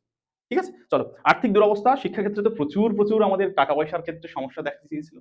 সরকারি পক্ষ থেকে যা অনুদান দেওয়া হতো সেটা নিয়ে মাধ্যমিক শিক্ষাটা পরিচালনা করা প্রায় অসম্ভব হয়ে উঠেছিল। পরে কি রয়েছে আমাদের সহ পাঠক্রমিক কার্যাবলী। তোমরা নিশ্চয়ই এখন সহ পাঠক্রমিক কার্যাবলী সম্পর্কে একটা কনসেপ্ট হয়েছে 1 বছর এডুকেশন পড়ার পর। আমাদের পাঠ্যক্রমের পাশাপাশি খেলাধুলা, নাচ গান, বিতর্ক, কুইজ, এরকম বিভিন্ন বিষয় রয়েছে। বা আমাদের যে মর্নিং অ্যাসেম্বলি গুলো হয় বিদ্যালয়ে, জনগণমন থেকে শুরু করে যোগাসন শেখাচ্ছি আমরা, ক্যারাটের ব্যবস্থা করছি, বিভিন্ন এই যে কার্যক্রম পরিচালিত হয়, এই সহ পাঠক্রমিক কার্যাবলী কিন্তু তৎকালীন মাধ্যমিক শিক্ষাক্ষেত্রে ছিল না। এইগুলো রয়েছে কি আমাদের মাধ্যমিক শিক্ষার যে সমস্ত ত্রুটি রয়েছে সেইগুলো। এইবার আমরা দেখে নেব আমাদের যে কমিশন রয়েছে রাধাকৃষ্ণ, সরি, মুদালিয়ার কমিশন। তো সেই মুদালিয়ার কমিশন মাধ্যমিক শিক্ষার লক্ষ্য সম্পর্কে কি কি বলছে, ঠিক আছে, সেটা আমরা একটুখানি দেখে নেবো। বা মাধ্যমিক শিক্ষার লক্ষ্য উদ্দেশ্য তারা কি ঠিক করেছে সেগুলো তাহলে আমরা ভালোভাবে একটুখানি বুঝে নেওয়ার চেষ্টা করবো। চলো, কি মাধ্যমিক শিক্ষার যে লক্ষ্য বা উদ্দেশ্য আমাদের মুদালিয়ার কমিশন বলেছিল সেগুলো আমরা একটুখানি দেখে নিই। প্রথমেই বলেছে কি যোগ্য নাগরিক সৃষ্টি, মানে আমাদেরকে প্রকৃত ভারতের উপযোগী একটা গণতান্ত্রিক দেশের উপযোগী নাগরিক হিসেবে গড়ে তুলতে হবে মাধ্যমিক শিক্ষার ছাত্রছাত্রীদের বা শিক্ষার্থীদের। তারপরে হচ্ছে কি জাতীয় সম্পদ বৃদ্ধি, প্রত্যেকটাই নাগরিক কিন্তু জাতীয় সম্পদ বা উৎপাদনশীল নাগরিক হচ্ছে জাতীয় সম্পদ, সেক্ষেত্রে লক্ষ্য রাখা হবে। পরবর্তীতে হচ্ছে জীবনের মান উন্নয়ন, ভারতবর্ষের যে তৎকালীন যে আমাদের জীবনের মান বা আমাদের লাইফস্টাইল যেমন ছিল সেটার উন্নয়ন ঘটানো ছিল মাধ্যমিক শিক্ষার অন্যতম লক্ষ্য। তারপর কি বলা হয়েছে ভারতীয় সংস্কৃতির পুনরুজ্জীবন। দীর্ঘকালীন আমরা যে ইংরেজদের একটা উপনিবেশ হিসেবে থাকার জন্য আমাদের কিন্তু যে নিজেদের সংস্কৃতি রয়েছে সেটা অনেকখানি কি বলবো এলোমেলো হয়ে গেছিল, বিচ্ছিন্ন হয়ে গেছিল। সেই ভারতীয় সংস্কৃতির বা আমাদের যে প্রাচীন যুগ থেকে আমাদের যে নিজেদের একটা সভ্যতা সেই সংস্কৃতির পুনরুজ্জীবনের কথা এখানে বলা হয়েছে। তারপরে হচ্ছে কি নেতৃত্ব গ্রহণের যোগ্যতা সৃষ্টি। তোমরা দেখেছো রাধাকৃষ্ণন কমিশনেও কি বলা হয়েছিল, leadership training is the fundamental aim. এক্ষেত্রেও কিন্তু সেম কথা বলা হচ্ছে যে আমাদের নেতৃত্ব গ্রহণের যে যোগ্যতা সেটা সৃষ্টি করতে হবে। পরবর্তী আমরা কি দেখে নেবো গণতান্ত্রিক সমাজ ব্যবস্থাকে সুদৃঢ় করা। ভারতবর্ষ স্বাধীন হওয়ার সময় কিন্তু নিজেদেরকে একটা গণতন্ত্র হিসেবে আত্মপ্রকাশ করলো, তাই না? সেই গণতান্ত্রিক যে সমাজ ব্যবস্থা সেটা সুদৃঢ় করার কথা আমাদের বলা হয়েছে। পরবর্তী পয়েন্ট আমরা রেখেছি কি ধর্মনিরপেক্ষ মনোভাব গঠন। আমরা কিন্তু একটা ধর্মনিরপেক্ষ দেশ, সেই ধর্মনিরপেক্ষতাটা কিন্তু এখন আমাদের বর্তমান সময়ে অনেকখানি বিলুপ্তির পথে চলে যাচ্ছে বা আমরা ধীরে ধীরে নিজেদেরকে যে ওই সেকুলারিজম জায়গাটা থেকে বেরিয়ে আসতে চাইছি আমরা। এটা কিন্তু ভারতের জন্য ভীষণ একটা বাজে বিষয়। কারণ আমাদের দেশের যে টোটাল স্ট্রাকচার, এখানে যদি তুমি গণতন্ত্র শেষ করার কথা ভাবো, ধর্মনিরপেক্ষতা শেষ করার কথা ভাবো, তাহলে কিন্তু বড় একটা ভাঙন নেমে আসবে আমাদের দেশের উপরে, একটা ডিজাস্টার নেমে আসবে। কারণ আমরা একদম ছোট থেকে আমাদের ভারতবর্ষের নারীর মধ্যে কিন্তু রয়েছে ধর্মনিরপেক্ষতা এবং গণতান্ত্রিকতা, এর থেকে আমরা বেরিয়ে আসতে চাইলে কিন্তু পারবো না। সেক্ষেত্রে আমাদের দেশের ধর্মনিরপেক্ষতা বজায় রাখতে হবে। মাধ্যমিক শিক্ষা কমিশনের অন্যতম উদ্দেশ্য বা লক্ষ্য ছিল কি ধর্মনিরপেক্ষ মনোভাব গঠন। এছাড়া বলা হয়েছে দারিদ্রতা দূরীকরণ। আমরা তখন অনেকটা দরিদ্র সীমার নিচের দিকে ছিলাম, সেখান থেকে ধীরে ধীরে আমাদেরকে উপরের দিকে নিয়ে আসতে হবে আর সংস্কৃতির পুনরুজ্জীবন ঘটাতে হবে। এই দারিদ্র সীমার ক্ষেত্রে একটা কথা বলা প্রয়োজন, বর্তমান দিনে আমাদের ভারতবর্ষে কিন্তু পুরোপুরি আমরা দারিদ্র সীমা থেকে বেরিয়ে আসতে পারিনি। বিশেষ করে আমাদের যে সমস্ত সরকার রয়েছে বর্তমান দিনে, তারা কি করতে চাইছে, যারা একদম আমাদের উচ্চবিত্ত লোকজন রয়েছে তাদেরকে বিভিন্ন বিষয়ে ফ্রি বীজ দিয়ে যাচ্ছে, তাদের জন্য বিভিন্ন কর মুকুব করে দিচ্ছে, কোটি কোটি টাকা, শত শত কোটি টাকা তাদেরকে গিফট করা হচ্ছে, তাদের বড় বড় ল্যান্ড দিয়ে দেওয়া হচ্ছে বাণিজ্য করার জন্য। আমাদের যে আরাবল্লীর কথা তোমরা শুনেছো, বা বিভিন্ন ক্ষেত্রে আমরা দেখবো যারা শিল্প গোষ্ঠী রয়েছে, একদম যারা টপ লেভেলের বিজনেসম্যান রয়েছে, তাদেরকে কিন্তু অনেক অনেক ছাড় দেওয়া হচ্ছে। সেক্ষেত্রে সমাজে একটা প্রান্তিক মানুষের কিন্তু সামান্য যদি কিছু টাকা সে ব্যাংক থেকে লোন নিয়ে থাকে, কোনো সংস্থা থেকে লোন নিয়ে থাকে, তার উপর সেই চক্রবৃদ্ধি হারে সুদ বাড়িয়ে বাড়িয়ে বাড়িয়ে এমন একটা অবস্থায় ফেলে দেওয়া হচ্ছে যেখানে আমরা দেখতে পাচ্ছি তারা আত্মহত্যা করতে বাধ্য হচ্ছে, পরিবার সমেত আত্মহত্যা করতে বাধ্য হয়ে যাচ্ছে। অথচ কিনা কি করছে, যারা একদম উচ্চ শ্রেণীর লোকজন তাদেরকে বিভিন্ন বিষয়ে প্রচুর প্রচুর ছাড় দেওয়া হচ্ছে। এটা কিন্তু ভারতবর্ষের ক্ষেত্রে একটা খুব খারাপ দিক। আমরা সেসব বিতর্কে যাবো না, এখন দেখে নেবো তাহলে মাধ্যমিক শিক্ষার লক্ষ্য বা উদ্দেশ্য কি কি ছিল। এইবার আমরা আলোচনা করে নেবো যে মাধ্যমিক শিক্ষা কমিশন, মাধ্যমিক যে শিক্ষা কমিশন রয়েছে তারা আমাদের যে শিক্ষা সম্পর্কে অন্যান্য অনেক সুপারিশ করেছে, সেই সুপারিশের মধ্যে আমরা দেখে নেবো তারা কি কি সুপারিশ করেছে। তার মধ্যে যে কাঠামো রয়েছে, শিক্ষার কাঠামো, সেইগুলো সম্পর্কে আমরা একটুখানি দেখে নেবো। আমরা দেখে নিচ্ছি লক্ষ্য বা উদ্দেশ্য এবং আমরা দেখে নেবো শিক্ষার কাঠামোটা। ঠিক আছে, চলো। শিক্ষার কাঠামো ছিল সেটা একটুখানি বুঝে নেওয়ার চেষ্টা করবো, একটুখানি ক্রিটিক্যাল জায়গা রয়েছে, তোমরা ভালো করে বুঝে নেওয়ার চেষ্টা করো। দেখো, প্রাথমিক শিক্ষার ক্ষেত্রে বলা হয়েছে যে প্রাথমিক শিক্ষা দু ধরনের হতে পারে, একটা এমনি নর্মাল প্রাথমিক শিক্ষা, একটা নিম্ন বুনিয়াদী শিক্ষা। গান্ধীজি প্রবর্তিত যে বুনিয়াদী শিক্ষা, সেই বুনিয়াদী শিক্ষা যদি তুমি প্রাথমিক শিক্ষা অর্জন করো তাহলে তোমার জন্য 4 বছরের হবে। আর যদি তুমি বুনিয়াদী শিক্ষা, নিম্ন বুনিয়াদী শিক্ষা অর্জন করো তাহলে তোমার জন্য কিন্তু হয়ে যাবে সেটা 5 বছর। তার মানে অ্যাকচুয়ালি কি বললাম, প্রাথমিক শিক্ষা যদি তুমি অর্জন করো তাহলে তোমাকে পড়তে হবে কত বছর, সেটা হলে 4 বছর পড়তে হবে। ঠিক আছে, আর নিম্ন বুনিয়াদী পড়লে তুমি পড়বে 5 বছর। শ্রেণীটা তাহলে যদি প্রাথমিক শিক্ষায় পড়ো 1 to 4 পড়লে, আর যদি নিম্ন বুনিয়াদীতে পড়ো তাহলে 1 to 5 পড়লে, তাহলে ওখানে তোমার যদি হয়ে গেল। আচ্ছা, মাধ্যমিক শিক্ষা দু ধরনের মাধ্যমিক শিক্ষা আছে, একটা হচ্ছে নিম্ন মাধ্যমিক, একটা উচ্চ মাধ্যমিক। যেটাই তোমার নিম্ন মাধ্যমিক সেটা হচ্ছে উচ্চ বুনিয়াদী। সেটা কি, যদি আমার নিম্ন মাধ্যমিকে কেউ পড়াশোনা করে তাহলে তাকে কত বছর পড়তে হচ্ছে? 4 বছর পড়তে হচ্ছে। নিম্ন মাধ্যমিক স্কুলে যদি তুমি পড়াশোনা করো তাহলে তোমার সেটা কিন্তু হয়ে যাচ্ছে 4 বছর। ঠিক আছে? আর যদি তুমি উচ্চ বুনিয়াদিতে পড়াশোনা করো তাহলে তোমাকে পড়তে হচ্ছে 3 বছর। বিষয়টা একটুখানি ক্লিয়ার করে দিই তোমাদের জন্য। মনে করো একটা ছেলে প্রাথমিক স্কুলে পড়াশোনা করেছে, সে প্রথমে কি করলো, 4 বছর ওখানে পড়লো, আর নিম্ন মাধ্যমিক স্তরে 4 বছর পড়লো, তাই টোটাল তার 8 বছর হয়ে গেল। সে কিন্তু ক্লাস 8-এ উঠে গেল বা 8 পাস করে গেল। ঠিক আছে, ক্লিয়ার হলো? এবার কেউ যদি নিম্ন বুনিয়াদী স্কুলে পড়াশোনা করে, তাহলে নিম্ন বুনিয়াদী সে ক বছর পড়ছে? 5 বছর। আর সে তাহলে যে মাধ্যমিক স্তরের শিক্ষা নিম্ন মাধ্যমিক, সেখানে উচ্চ বুনিয়াদিতে ক বছর পড়ছে? 3 বছর। তাহলে তারও পড়া হয়ে গেল 8 বছর। এইটা হয়ে গেলে সে কোন স্টেজে চলে এলো? সে নিম্ন মাধ্যমিকটা পাস করে নিল। এবার সবাইকে উচ্চ মাধ্যমিকের জন্য 3 বছর পড়তে হবে, 9, 10 আর 11। আরো একবার রিপিট করে দিচ্ছি, কাঠামোটা একটু সমস্যা তোমাদের জন্য। প্রাথমিক স্তরে দু ধরনের শিক্ষা ছিল, একটা হচ্ছে প্রাথমিক শিক্ষা, একটা হচ্ছে নিম্ন বুনিয়াদী শিক্ষা। ক্লিয়ার হলো কি বললাম? যদি সে প্রাথমিক শিক্ষায় পড়াশোনা করে সে 4 বছর পড়বে, 1 to 4 পড়বে। যদি সে নিম্ন বুনিয়াদী স্কুলে পড়াশোনা করে সে 5 বছর পড়বে, 1 to 5 পড়বে। আর মাধ্যমিক স্তরে এসে সে তাহলে নিম্ন মাধ্যমিকে পড়বে, যারা প্রাথমিক স্কুল থেকে এসেছে তারা নিম্ন মাধ্যমিকে পড়বে 4 বছর। তাহলে সে সেই ক্লাস 8 পাস করে গেল। আর যে হচ্ছে আমার বুনিয়াদী স্কুল থেকে এসেছে, সে ওখানে 5 বছর পড়ে এসেছে, এখানে এসে 3 বছর পড়ে নেবে। তাহলে টোটাল তার হয়ে গেল 8 বছর। এইবার তারা চলে যাবে উচ্চ মাধ্যমিক স্তরে, সেখানে 9, 10 আর 11 এই 3টে ক্লাস তারা পড়াশোনা করবে, তারপর উচ্চ শিক্ষার ক্ষেত্রে যাবে। উচ্চ মাধ্যমিক শিক্ষা কমিশন ছিল, এই মাধ্যমিক শিক্ষা কমিশনের যে পাঠ্যক্রমের সুপারিশ, সেটা একটুখানি তোমাদের ক্ষেত্রে বুঝতে সমস্যা হতে পারে। আমরা খুব ভালোভাবে বিস্তারিত বলার চেষ্টা করব। প্রথমে নিম্ন মাধ্যমিকটা আমরা দেখে নিই। সেখানে কি কি পাঠ্যক্রম রয়েছে? ভাষা রয়েছে, সামাজিক শিক্ষা রয়েছে, সাধারণ বিজ্ঞান রয়েছে, গণিত রয়েছে, তার সঙ্গে কলা আর সঙ্গীত রয়েছে, তার সঙ্গে রয়েছে হাতের কাজ, সেই সঙ্গে রয়েছে শিল্প আর শারীর শিক্ষা। এই সাবজেক্টগুলো সম্পর্কে নিশ্চয়ই তোমরা আগে অবগত হয়ে রয়েছে। নিম্ন মাধ্যমিকের পাঠ্যক্রম ছিল আমাদের এই। এবার উচ্চ মাধ্যমিকের ক্ষেত্রে পাঠ্যক্রমকে দুটো ভাগে ভাগ করা হয়েছে। একটা লেখা হয়েছে আবশ্যিক কেন্দ্রীয় বিষয়, আর একটা রয়েছে ঐচ্ছিক বিষয়। কি বললাম? আবশ্যিক কেন্দ্রীয় বিষয়, আর একটা রয়েছে ঐচ্ছিক বিষয়। সেই ঐচ্ছিক বিষয়টা আমরা প্রথমত এখানে তাহলে লিখে নিচ্ছি। দেখো আমরা নিম্ন মাধ্যমিকের পাঠ্যক্রমটা তাহলে মুছে দিচ্ছি। দেওয়ার পরে আমরা কি করবো, এদিকে আমরা আমাদের যে উচ্চ মাধ্যমিকের পাঠ্যক্রম রয়েছে সেটাকে দুটো ভাগে আমরা ভাগ করে নেব। একটা হচ্ছে আবশ্যিক কেন্দ্রীয় বিষয় যেগুলো রয়েছে সেগুলো, আর এদিকে আমরা আলোচনা করেছি নেব আমাদের যে সমস্ত ঐচ্ছিক বিষয় রয়েছে সেইগুলো আমরা এখানে দেখে নেওয়ার চেষ্টা করবো। বিটা আমরা তাহলে এখানে দিয়ে দিচ্ছি, তোমরা নিশ্চয়ই বুঝতে পারবে। ঐচ্ছিক যে বিষয়গুলো রয়েছে সেগুলো আমরা দেখে নেব। এই ঐচ্ছিক বিষয়টাকে কিন্তু বলা হয় সপ্ত প্রবাহ নীতি। মুদলিয়ার কমিশনের যে ঐচ্ছিক বিষয়গুলো রয়েছে সেগুলোকে আমরা কি বলবো? সপ্ত প্রবাহ নীতি বলবো। কারণ এই ঐচ্ছিক বিষয়গুলোকে মুদলিয়ার কমিশন 7টা ভাগে ভাগ করেছে, সেই জন্য এটাকে বলা হচ্ছে কি সপ্ত প্রবাহ নীতি। ঠিক আছে, আমরা দেখে নিই তাহলে সপ্ত প্রবাহ নীতিটা। মুদলিয়ার কমিশনে কি বলা হচ্ছে, যে তোমাকে এই আবশ্যিক বিষয়গুলো অবশ্যই অবশ্যই করে পড়তে হবে, তার সঙ্গে তোমাকে কি করতে হবে, এই যে ঐচ্ছিক বিষয়গুলো রয়েছে সেই ঐচ্ছিক বিষয়গুলোর মধ্যে থেকে যে কোনো একটা পার্ট তোমাকে বেছে নিতে হবে। নেওয়ার পর সেই পার্ট থেকে তুমি 3টে সাবজেক্ট নিতে পারবে। এবার কোন কোন যে প্রবাহ, প্রত্যেকটাকে যদি আমরা একটা প্রবাহ ধরি, সেই প্রবাহে কি কি সাবজেক্ট রয়েছে সেগুলো আমি তোমাদেরকে বলে দিচ্ছি। তাহলে প্রথমে আমরা দেখে নেব যে আবশ্যিক কেন্দ্রীয় বিষয় কি কি রয়েছে। সেখানে ভাষার কথা বলা হয়েছে। এখানে প্রথমত দুটো ভাষা পড়তে হবে, একটা হচ্ছে তোমার মাতৃভাষা বা আঞ্চলিক ভাষা, তার সঙ্গে যে প্রাচীন ভাষার মিশ্রণ সেটা পড়তে হবে তোমাদেরকে। দ্বিতীয় পার্টে কি পড়তে হচ্ছে, সেটা হচ্ছে হিন্দি, মানে যে এই এতগুলো ভাষার কথা বলা হয়েছে সেই ভাষার মধ্যে থেকে যে কোনো একটা ভাষা তোমাকে বেছে নিতে হবে। তাহলে প্রথম পার্টে কি করতে হচ্ছে, মাতৃভাষা বা আঞ্চলিক ভাষা বা আমাদের প্রাচীন ভাষার সংমিশ্রণে গঠিত ভাষাটা আমাকে পড়তে হচ্ছে। শিওর একটা আবশ্যিক বিষয় বা মূল বিষয় আমরা বলতে পারি। আর এখান থেকে এইগুলো ভাষার মধ্যে একটা বেছে নিতে হবে। হিন্দি বাঁচতে পারো, যদি কারো মাতৃভাষা হিন্দি হয় তাহলে এখানেও সে দ্বিতীয় ভাষার ক্ষেত্রে হিন্দিটা রাখতে পারবে না। ক্লিয়ার হলো? সেজন্য আমরা লিখে দিয়েছি যাদের মাতৃভাষা হিন্দি নয় তারা কিন্তু হিন্দি নিতে পারে চাইলে। তাছাড়া কি তারা ইংরেজি নিতে পারে, যারা আগে ইংরেজি শেখেনি বা যাদের মাতৃভাষা ইংরেজি নয়, নিশ্চয়ই বুঝতে পারছো, তারা ইংরেজি নিতে পারে। আচ্ছা, একটি আধুনিক ভারতীয় ভাষা, সেটা হিন্দি বাদে যে কোনো আধুনিক ভারতীয় ভাষা হতে পারে। ঠিক আছে, হিন্দি ছাড়া একটা আধুনিক ভারতীয় ভাষা। আবার বলা হচ্ছে একটি আধুনিক ইউরোপীয় ভাষা, সেটা ইংরেজি বাদ দিয়ে ইউরোপীয় কোনো ভাষা, স্প্যানিশ বা ফ্রেঞ্চ যে কোনো একটা শিখতে পারে সে। আর কি রয়েছে, একটা প্রাচীন ভাষা, আমাদের যে সমস্ত প্রাচীন ভাষাগুলো ছিল তার মধ্যে থেকে একটা বেছে নিতে পারে। তাহলে এতগুলো ভাষার মধ্যে থেকে তাকে সেকেন্ড ল্যাঙ্গুয়েজ হিসেবে একটা নিতে হচ্ছে, আর ফার্স্ট ল্যাঙ্গুয়েজ হচ্ছে তার যে মাতৃভাষা বা আঞ্চলিক ভাষা রয়েছে সেটা। তারপর আমাদের কি করতে হচ্ছে, সমাজ বিজ্ঞান পড়তে হচ্ছে, ইতিহাস, ভূগোল, এই সমস্ত বিষয়গুলো পড়তে হচ্ছে আমাদের 9 আর 10, শুধুমাত্র 2 বছরের, প্রথম 2 বছরের জন্য। গণিত আর সাধারণ বিজ্ঞান পড়তে হচ্ছে 9, 10 এর জন্য। আর হাতের কাজের মধ্যে অনেকগুলো বিষয় ছিল, সেলাই করা, সুতোরের কাজ মানে কাঠের কাজ করা, বিভিন্ন চামড়ার কাজ করা, এই সমস্ত বিষয়গুলো কিন্তু ছিল হাতের কাজের মধ্যে। এছাড়া ছিল বাগান তৈরি করা, মানে ফার্মিং, ছোট ছোট ফুলের বাগান, ফলের বাগান কিভাবে তৈরি করতে পারবো আমরা। আচ্ছা, নির্মাণ, যে সমস্ত রাজমিস্ত্রির কাজ রয়েছে সেইগুলোর কথা বলা হয়েছে, সেগুলো এখানে ছিল। এগুলো ছিল আবশ্যিক বিষয়। এইবারে যে 7টা ঐচ্ছিক পর্ব রয়েছে বা 7টা প্রবাহ রয়েছে, সেই প্রবাহের মধ্যে থেকে তুমি 3টে সাবজেক্ট নিতে পারো, চাইলে তুমি 4টেও নিয়ে নিতে পারো। তাহলে কি করবে, এই 7টা প্রবাহে প্রথম প্রবাহের কথা বলা হয়েছে মানবিক বিদ্যা, যার ইংরেজিটাকে আমরা বলছি কি হিউম্যানিটিস বলছি। এখানে কি কি ছিল, এখানে ছিল প্রাচীন ভাষা ছিল, হিস্ট্রি ছিল, ভূগোল ছিল, অর্থনীতি ছিল, পৌরবিজ্ঞান, মনোবিজ্ঞান, গণিত আর সংস্কৃতি যে রয়েছে, কৃষ্টি কালচার সম্পর্কিত আমাদের যে শাস্ত্র রয়েছে, আর হচ্ছে গার্হস্থ্য বিজ্ঞান ছিল।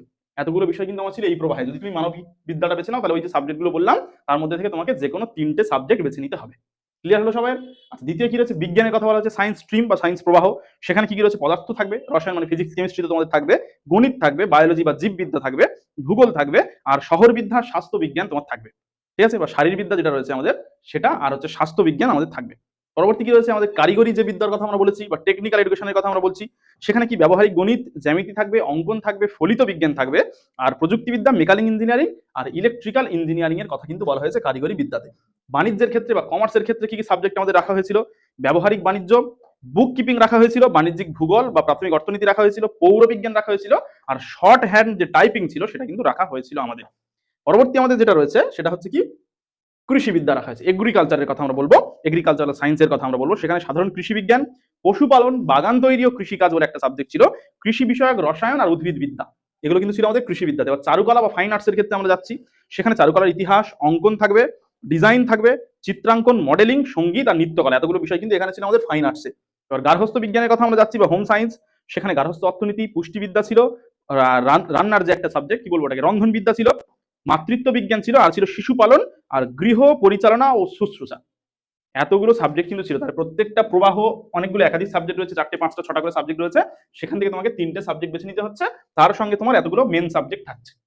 এই হচ্ছে আমাদের কি মুদালিয়ার কমিশনের আমাদের যে পাঠ্যক্রম সম্পর্কে মুদালিয়ার কমিশন বলেছে সেটা আমরা এখানে তুলে ধরার চেষ্টা করলাম। যে মুদালিয়ার কমিশন রয়েছে বা মাধ্যমিক শিক্ষা কমিশন রয়েছে, এই মাধ্যমিক শিক্ষা কমিশন কি করলো? বহুমুখী বিদ্যালয় স্থাপনের কথা বলেছে। কেন বহুমুখী বিদ্যালয় স্থাপনের কথা বলেছে?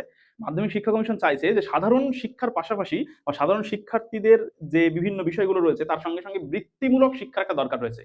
কারণ কি আমাদের প্রচুর পরিমাণে অর্থের প্রয়োজন জীবিকা নির্বাহের জন্য, দেশের উন্নতির জন্য, সর্বক্ষেত্রে।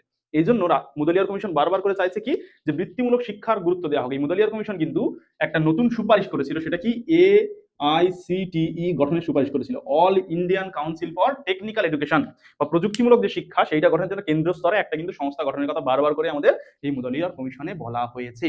এরা বহুমুখী বিদ্যালয়ের কথা বলেছে কারণ কি আমাদের যাতে অনেকগুলো দিকে ছেলেমেয়েরা যেতে পারে, তারা নিজেদের পেশাগুলো গ্রহণ করতে পারে এবং ভারতবর্ষের উন্নতিতে তাদের নিজেদের জায়গাটা রাখতে পারে, অবদানটা রাখতে পারে। সেই জন্য তারা কি বললো, প্রথম যে সুপারিশ করেছে সেটা কি বলেছে, রুচি ও পছন্দ অনুযায়ী যে শিক্ষা সেটা। সেখানে কি বলছে, শিক্ষার্থীরা যাতে নিজেদের পছন্দ, তাদের সামর্থ্য, তাদের আগ্রহ অনুযায়ী শিক্ষার সুযোগ পায় মাধ্যমিক শিক্ষা স্তরে, ওই জন্য বহুমুখী বিদ্যালয় স্থাপন করতে হবে। তারপর কি বলছে, সাধারণ শিক্ষাক্ষেত্রে ভিড় কমানো। নিশ্চয়ই তোমরা বুঝতে পেরেছো সাধারণ শিক্ষাক্ষেত্রে ভিড় কমানোর উদ্দেশ্য কি। বলতে চাইছে সাধারণ শিক্ষার পাশাপাশি লোকজন বৃত্তিমূলক শিক্ষা যদি অগ্রসর করতে পারে তাহলে সাধারণ শিক্ষাক্ষেত্রে অনেকটা ভিড় কমে যাবে। এই জায়গাটা কিন্তু ভীষণভাবে কাজে লাগবে। পরবর্তী কাজে কি বলা হলো, শিক্ষার বিভিন্ন যে শিক্ষার্থী যে বিভিন্ন শাখা রয়েছে শিক্ষা, সেই শাখাগুলোর বিকাশ সাধন করতে হবে আমাদের। এই জন্য বারবার করে তারা বলছে যে যাতে বিভিন্ন শাখায় ছেলেমেয়েরা যেতে পারে। তোমরা সপ্ত প্রবাহ দেখে বুঝতে পেরেছো, বিভিন্ন প্রবাহগুলো তুমি সিলেক্ট করে সেই সমস্ত শাখার সাবজেক্টগুলো সম্পর্কে তুমি কিন্তু জ্ঞান অর্জন যাতে করতে পারো সেইটা চেষ্টা করা হয়েছে। ক্লিয়ার হলো কি বলতে চাইছি? তারপর কি বলছে, স্বতন্ত্র কারিগরি বিদ্যালয়। এটা আমি বারবার করে বলছি, মুদালিয়ার কমিশন মাধ্যমিক শিক্ষা কমিশনের অন্যতম উদ্দেশ্য হচ্ছে কারিগরি বিদ্যালয় পরিচালনা করা। ওই জন্য ওরা কিন্তু বলেছে AICTE all Indian council for technical education গঠন করার জন্য, যাতে আমরা কারিগরি শিক্ষাটাকে অনেক বেশি গুরুত্ব দিয়ে দেখতে পারি। পরবর্তী কি বলছে, হাতে কলমে শিক্ষার প্রচলন, কৃষিবিদ্যার বিকাশ। ভারতবর্ষ একটা কৃষি প্রধান দেশ, আমাদের কৃষি ব্যবস্থা বা এগ্রিকালচারাল সিস্টেমটাকে অনেক বেশি উন্নতি করতে হবে যাতে আমরা প্রথমে নিজেদের খাদ্যের চাহিদাটা পূরণ করতে পারি। সেই জন্য এই সমস্ত সুপারিশগুলো তারা করেছে বহুমুখী বিদ্যালয় গঠনের ক্ষেত্রে। তারপর কি বলতে চাইছে, বহুমুখী বিদ্যালয় গঠনের ক্ষেত্রে এই কমিশন চেয়েছিল যে কি সপ্তপ্রবাহ যে পাঠ্যক্রম তারা দিয়েছে আমাদের, বা সপ্তপ্রবাহ নীতি যে তারা প্রবর্তন করেছে, সেখান থেকে যে সমস্ত সাবজেক্টগুলো রয়েছে ছেলেমেয়েরা এক একটা প্রবাহ বেছে নিয়ে সেই দিকে এগিয়ে যাক, স্ব স্ব ক্ষেত্রে তারা উন্নতি লাভ করুক এবং সঙ্গে সঙ্গে নিজের উন্নতির পাশাপাশি দেশের স্বার্থে যাতে উন্নতিটা হয় সেই দিকে লক্ষ্যের কথা কিন্তু বারবার করে বলা হয়েছে। আচ্ছা, এই কমিশন কি করেছিল, এই কমিশন আমাদের যে মাধ্যমিক বিদ্যালয়ের বিভিন্ন যে রূপের কথা তারা বলেছে সেটা কি বলেছে, তারা কি কি বিষয়গুলো বলেছে সেগুলো আমরা লিখছি না, শুধু মুখে তোমাদের বলে দিচ্ছি। তারা বলেছে কি মধ্য বিদ্যালয় বা নিম্ন মাধ্যমিক বিভিন্ন বিদ্যালয় স্থাপন করতে হবে, উচ্চ বিদ্যালয় স্থাপন করতে হবে, উচ্চতর বিদ্যালয়ে রূপান্তর করতে হবে। তারা বারবার করে বলেছে কৃষি বিদ্যালয়গুলো গঠন করতে হবে। তারা পাবলিক বিদ্যালয়ের কথা বলেছে, বহুমুখী উচ্চ বিদ্যালয়ের কথা বলেছে, কারিগরি বিদ্যালয়ের কথা বলেছে, আর কি বলেছে আবাসিক যে সমস্ত বিদ্যালয় হোস্টেল করতে হবে, কারণ বিভিন্ন জায়গায় ছেলেমেয়েরা অনেক দূর দূর থেকে বিদ্যালয়ে আসে, তাদের পক্ষে ফিরে যাওয়া সম্ভব নয় বা ডেলি যাতায়াত করা সম্ভব নয়, ডে স্কলার হিসেবে তারা পড়াশোনা করতে পারছে না। এই জন্য কি করতে হবে, আবাসিক বিদ্যালয় গঠন করতে হবে। আবাসিক বালিকা বিদ্যালয়ের কথা তারা বলেছে। আর কি বলেছে, অবসর সময়ের যে বিদ্যালয়, যারা আমাদের মাধ্যমিক স্টেজটা পেরিয়ে গেছে তাদের তাহলে আমরা কিভাবে শিক্ষাক্ষেত্রে নিয়ে আসবো, এই জন্য তার জন্য অবসরকালীন বিদ্যালয়, তারা বিভিন্ন পেশার সঙ্গে যুক্ত হয়ে রয়েছে, যারা বাড়ির কাজ, বিভিন্ন চাষবাসের সঙ্গে, রাজমিস্ত্রি, ছুতোর, অন্যান্য বিভিন্ন পেশার সঙ্গে যুক্ত, তাদের জন্য অবসরকালীন বিদ্যালয়ের কথা কিন্তু তারা সুপারিশ করেছিল। এই মাধ্যমিক শিক্ষা কমিশন বা মুদালিয়ার কমিশন কি করেছিল, পাঠ্যপুস্তক সংক্রান্ত অনেকগুলো সুপারিশ করেছে। সেগুলো কি বলেছে, পাঠ্যপুস্তক কমিটি গঠনের কথা বলেছে, সেটা কেন্দ্র স্তরে, রাজ্য স্তরে, প্রয়োজন হলে জেলা স্তরে, আঞ্চলিক অঞ্চল ভেদে পাঠ্যপুস্তকের একটা কমিটি তৈরি করতে হবে। সেই কমিটি নির্ধারণ করবে যে কি কি পাঠ্যপুস্তক আমরা ছেলে মেয়েদের জন্য প্রোভাইড করব, ঠিক আছে। তারপর কি বলছে, ফান্ড গঠন, যে সমস্ত পাঠ্যপুস্তক বিক্রি করার সেইখান থেকে যে অর্থগুলো পাওয়া যাবে সেই অর্থ নিয়ে ছেলেমেয়েদের বিভিন্ন স্কলারশিপ দেওয়া হবে বিদ্যালয় উন্নতিতে এবং শিক্ষা ব্যবস্থার উন্নতিতে সেই অর্থ খরচ করা হয়। পুস্তক নির্বাচন, এইখানে কমিশন একটা সুপারিশ করলো যে একটা ক্লাসের জন্য একটা নির্দিষ্ট পুস্তক না সিলেক্ট করে আমরা যদি সমমানের অনেকগুলো পুস্তক সিলেক্ট করে দিই তাহলে জ্ঞানের অনেকগুলো মানে দিক খুলে যাবে, তারা বিভিন্ন বই প্রয়োজন বোধে চুজ করে নিতে পারবে। তারপর কি বলছে, নিরপেক্ষতা বজায় রাখার ক্ষেত্রে বলেছে পাঠ্যপুস্তকের ক্ষেত্রে কোনো একটা নির্দিষ্ট প্রকাশনী, কোনো একটা নির্দিষ্ট লেখকের বা কোনো একটা সংস্থার বইটাকে আমরা নির্ধারণ না করে নিরপেক্ষভাবে দেখবো কোন পুস্তকটা বেস্ট হবে এবং কোন সিলেবাসটা আমরা অন্তর্ভুক্ত করে দেবো পুস্তকের মধ্যে সেটা। তারপর কি বলছে, পাঠ্যপুস্তকের পরিবর্তন প্রয়োজন যদি হয় আমরা বিবেচনা করে পাঠ্যপুস্তক পরিবর্তন সাধনও করতে পারি। এইবার মুদলিয়ার কমিশনের মোস্ট ইম্পর্টেন্ট একটা জায়গা আমরা দেখে নেব, শিক্ষণ পদ্ধতি সম্পর্কে কি বলেছে। এই মুদলিয়ার কমিশন বা মাধ্যমিক শিক্ষা কমিশন চেয়েছিল মাধ্যমিক স্তরে আমাদের যারা ছেলেমেয়ে রয়েছে তাদের মধ্যে মূল্যবোধ গঠন হোক, সেই জন্য তারা চেয়েছিল যে শিক্ষণ পদ্ধতিটা অনেকটা মূল্যবোধ কেন্দ্রিক হবে। তারপরে কি হচ্ছে, সক্রিয় জ্ঞানার্জন, তারা চাইছিল শিক্ষকরা যারা ফ্যাসিলিটার হিসাবে বা ফ্রেন্ড ফিলোসফার গাইড হিসেবে ছেলেমেয়েদেরকে সাহায্য করে এবং ছাত্রছাত্রীরা সক্রিয়ভাবে জ্ঞান অর্জন করতে পারে। তারপরে কি বলছে, কর্মমুখী পদ্ধতি, তারা চেয়েছে যে সবসময় তোমরা নিশ্চয়ই বুঝতে পারছো মুদলিয়ার কমিশনের অন্যতম উদ্দেশ্য হচ্ছে ছাত্রছাত্রী স্কিলফুল করে তোলা, সেই জন্য তারা চেয়েছিল কর্মমুখী শিক্ষণ পদ্ধতি হোক। তারপরে কি বলছে, ব্যক্তিগত দলগত পদ্ধতি, বর্তমান দিনে তারা সবচেয়ে বেশি গুরুত্ব দেওয়া হয়, টিম ওয়ার্ককে গুরুত্ব দেওয়া হয়, এই জন্য মুদলিয়ার কমিশন চেয়েছিল যে শিক্ষণ পদ্ধতিতে এমন হোক ব্যক্তিগত দলগত দুটো পদ্ধতি সেখানে লক্ষ্য রাখা হোক। পরবর্তীতে কি বলা হচ্ছে, গতিশীল শিক্ষাদান, এই শিক্ষাদানটা যেন একটা নির্দিষ্ট কোনো জায়গায় না ব্যারিয়ারের মধ্যে না আটকে থাকে, সেটা গতিশীল ভাবে চলতে থাকে, সেটা তারা চেয়েছে। তারপরে বলা হচ্ছে শিক্ষা সহায়ক উপকরণ বা টিএলএম এর কথা বারবার করে বলেছে, টিএলএম টিচিং লার্নিং মেটেরিয়ালস। তোমাদের কি পড়ানোর সময় যদি আমি মনে করি একটা ম্যাপ ব্যবহার করি, কোন একটা প্রজেক্টর ব্যবহার করি বা এই যে বোর্ড ব্যবহার করছি, চক ডাস্টার, এই সমস্ত ব্যবহার করছি, এইগুলোর মাধ্যমে উপস্থাপনটা কেমন হবে, আর আমি যদি শুধু এখানে দাঁড়িয়ে দাঁড়িয়ে একটা পড়িয়ে দিতে থাকি কেমন হবে। এই জন্য কি করতে হচ্ছে, আমাদের টিএলএম ব্যবহার করতে হচ্ছে, টিচিং লার্নিং মেটেরিয়ালস। তারপরে কি বলছে, গৃহ কাজ, বাড়ির বিভিন্ন কাজ কামের মধ্যে দিয়েও তাদেরকে শিক্ষা অর্জন করাতে হবে। আর মোস্ট ইম্পর্টেন্টলি লাস্ট পয়েন্ট কি, গ্রন্থাগার, শিক্ষার্থীদের সর্বাঙ্গীন বিকাশের ক্ষেত্রে জ্ঞানের চাহিদা পূরণের ক্ষেত্রে একটা গ্রন্থাগার থাকা মাস্ট। এর রয়েছে তারা পরীক্ষা সংক্রান্ত কি সুপারিশ করেছে আমরা দেখে নেব। বলেছে তারা অভ্যন্তরীণ আর বস্তুধর্মী পরীক্ষা, বহি পরীক্ষার পাশাপাশি তারা অভ্যন্তরীণ পরীক্ষার কথা কিন্তু বলেছে। এই কমিশন সর্বপ্রথম বললো সংকেত চিহ্ন বা গ্রেড সিস্টেম চালু করতে হবে। ধরো তুমি 50 থেকে 60 এর মধ্যে পেলে কি গ্রেড পেলে, 60 থেকে 70, 70 থেকে 80, 80 থেকে 90, 90 থেকে 100, এই সমস্ত গ্রেড গুলো নির্ধারণ করতে হবে। গ্রেড প্রথার কথা তারা বলেছে পরীক্ষার ক্ষেত্রে সাপ্তাহিক, মাসিক, ষান্মাসিক পরীক্ষা, প্রত্যেক সপ্তাহে পরীক্ষার কথা, মাসের পরীক্ষা আর 6 মাস অন্তর অন্তর পরীক্ষার কথা সুপারিশ করা হয়েছিল। সিআরসি বা কিউমুলেটিভ রেকর্ড কার্ডের কথা বলা হয়েছে, সেখানে শিক্ষার্থীদের বৌদ্ধিক যে জ্ঞান সেটার পরিমাপের পাশাপাশি তার হচ্ছে সামাজিক, প্রাক্ষবিক, একে অপরের সঙ্গে সহযোগিতামূলক, সহপাঠক্রমিক বিভিন্ন বিষয় সমস্ত রেকর্ড রাখার কথা বলা হয়েছিল সিআরসিতে। তারপরে কি বলছে, সাধারণ বাহ্যিক পরীক্ষার কম্পার্টমেন্টাল পরীক্ষা, মাধ্যমিক স্তরে অর্থাৎ ক্লাস 10 বিশেষ করে একটা সাধারণ বহি পরীক্ষা হবে, অন্য স্কুলে গিয়ে পরীক্ষা দিতে হবে এবং সেই পরীক্ষায় যদি তুমি দুটো সাবজেক্টের বেশি ফেল করো তাহলে তোমাকে কি দিতে হবে, কম্পার্টমেন্টাল পরীক্ষা দিতে হবে। আর পরীক্ষার ক্ষেত্রে তারা নৈর্ব্যক্তিক পরীক্ষার কথা বেশি করে উল্লেখ করেছে, মানে বেশি বেশি সাবজেক্ট ওয়াইজ মুখস্থ করার থেকে তারা যাতে নিজেদের মতো করে লিখতে পারে সেইটার চেষ্টা করা হয়েছে তারা বলেছিল পরীক্ষার ক্ষেত্রে। বিদ্যালয় প্রশাসনের ক্ষেত্রে কি বলেছে, একটা মাধ্যমিক শিক্ষার নীতি নির্ধারণের জন্য একটা মাধ্যমিক শিক্ষা পরিষদ গঠন করতে হবে, তার সদস্য সংখ্যা হবে 25 জন, আর মাধ্যমিক শিক্ষা অধিকর্তা যিনি রয়েছেন তিনি হবে এর সভাপতি। তারপরে কি হচ্ছে, রাজ্য শিক্ষা উপদেষ্টা, প্রত্যেকটা রাজ্যে একজন করে শিক্ষা উপদেষ্টা নিয়োগ করার কথা তিনি বলেছেন। পরিদর্শক, জেলা স্তরে, রাজ্য স্তরের শিক্ষা পরিদর্শক, এসআই যেগুলো স্কুল ইন্সপেক্টর যারা রয়েছে তাদের নিয়োগের কথা বলেন। শিক্ষার্থীর সংখ্যার ক্ষেত্রে কিন্তু এই কমিশন বিশেষ একটা সুপারিশ করেছে, তারা বলেছে যে একটা করে তোমার বিদ্যালয়ে কিন্তু 300 থেকে 750 জন ছাত্রছাত্রী হবে, আর একটা করে শ্রেণীতে 30 থেকে 40 জন ছাত্রছাত্রী হবে। পঠন পাঠনের দিন তারা বলেছিল সপ্তাহে 7 দিন করে, 7 দিনের মধ্যে 6 দিন পঠন পাঠন হবে। পরিচালন সমিতি, প্রত্যেক বিদ্যালয় চালানোর জন্য একটা করে পরিচালন সমিতি রাখতে হবে এবং রাজ্য স্তরে একটি মাধ্যমিক শিক্ষা পর্ষদ গঠন করতে হবে। দেখো এই কমিশনে আরো অনেক অনেক সুপারিশ রয়েছে যেগুলো আমরা বলে দেওয়ার চেষ্টা করছি। এই কমিশন কিন্তু বিদ্যালয় স্বায়ত্ত শাসনের জন্য সুপারিশ করেছিল, তার সঙ্গে সঙ্গে এনসিসি ট্রেনিং এর ক্ষেত্রে নেতৃত্ব দানের ক্ষমতা বৃদ্ধির জন্য সুপারিশ করেছিল। সহ পাঠক্রমিক যে সমস্ত কার্যাবলী রয়েছে সেগুলো এরা বিভিন্ন সুপারিশ করেছে, খেলাধুলা থেকে শুরু করে এনসিসি ট্রেনিং এর ব্যবস্থা, বিভিন্ন স্কুলগুলোতে বিদ্যালয়ে মানে বিভিন্ন স্কুলগুলোতে তোমার ফুটবল মাঠের ব্যবস্থা করার কথা বলেছে, এই সমস্ত বিষয়গুলো রয়ে গেল। এইবার এই কমিশন কারিগরি শিক্ষার জন্য কি কি সুপারিশ করলো, কারিগরি শিক্ষার জন্য প্রধানত কারিগরি বিদ্যালয় স্থাপনের কথা বলেছে, কেন্দ্রীয় একটা কারিগরি বিদ্যালয় গঠনের কথা বলেছে, আর এআইসিটি গঠনের কথা কিন্তু এরা বারবার করে বলেছিল। আচ্ছা, নারী শিক্ষা সম্পর্কিত কি সুপারিশ করেছে, রাজ্যের চাহিদা অনুযায়ী বলেছে একটা বিভিন্ন জায়গায় নারী বিদ্যালয় স্থাপন করতে হবে বা বালিকা বিদ্যালয় স্থাপন করতে হবে। অভিভাবকদের যদি কোনো আপত্তি না থাকে তাহলে নারী পুরুষের একসঙ্গে কোয়েড স্কুলগুলোতে শিক্ষার মানকে উন্নতি ঘটাতে হবে এবং নারী শিক্ষার প্রয়োজনীয় ব্যবস্থা গ্রহণ করতে হবে, সেটা টয়লেট হতে পারে, কমন রুম হতে পারে, এই সমস্ত বিষয়ের কথা তারা বলেছে। আচ্ছা, এরা বলছে অর্থ সংস্থান, যে এই যে পুরোপুরি শিক্ষা ব্যবস্থায় টাকা পয়সাটা আমাদের কোথা থেকে আসবে সেই বিষয়ে বিশেষ সুপারিশ করেছে। সেগুলো কি বলেছে, কেন্দ্র আর রাজ্য উভয়ের যৌথ সহযোগিতার মাধ্যমে ফান্ড গঠন করতে হবে, কেন্দ্র সরকারের বিভিন্ন বিষয়ে দায়িত্ব গ্রহণ করতে হবে, বিভিন্ন শিল্প শিক্ষা কর গ্রহণ করে সেগুলোর প্রবর্তন করার কথা বলা হয়। এছাড়া বলছে রাষ্ট্রায়ত্ত যে শিল্প সংস্থা রয়েছে ও অন্যান্য প্রতিষ্ঠা তার আয়ের অংশ নিয়ে শিক্ষাক্ষেত্রে বিনিয়োগ করার কথা বলা হয়। আর কি বলেছে, আর্থিক ভার লাঘব করার জন্য তাদের জমির যে সমস্ত কর রয়েছে সেগুলো মুক্ত করতে হবে।